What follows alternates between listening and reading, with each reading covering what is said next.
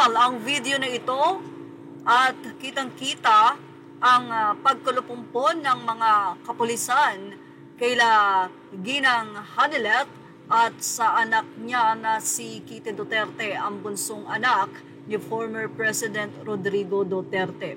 Ito'y matapos nga na ihiwalay na sa kanila si Pangulong Duterte upang dalhin sa Hague, Netherlands.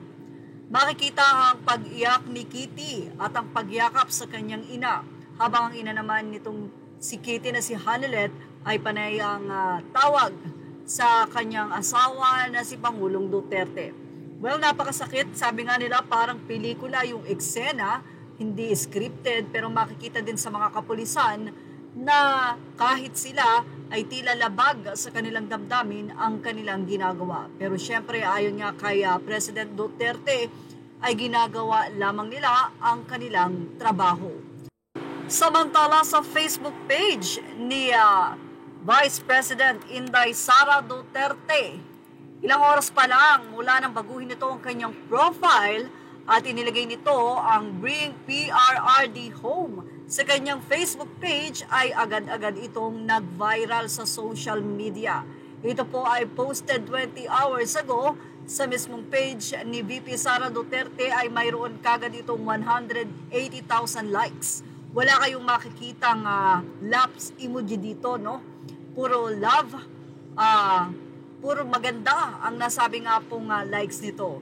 At mayroon kaagad itong 5,500 comments and 14,000 shares.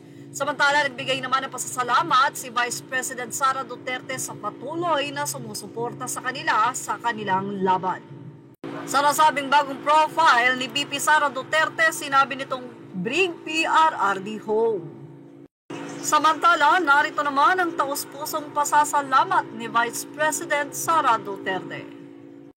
Mula sa Office of Vice President Sara Duterte, mensahe ng pasasalamat. Lubos ang aking pasasalamat sa mga kababayan nating nagtatrabaho sa Dubai International Airport at sa AI Mactan International Airport na tumulong sa akin at kay PRRD.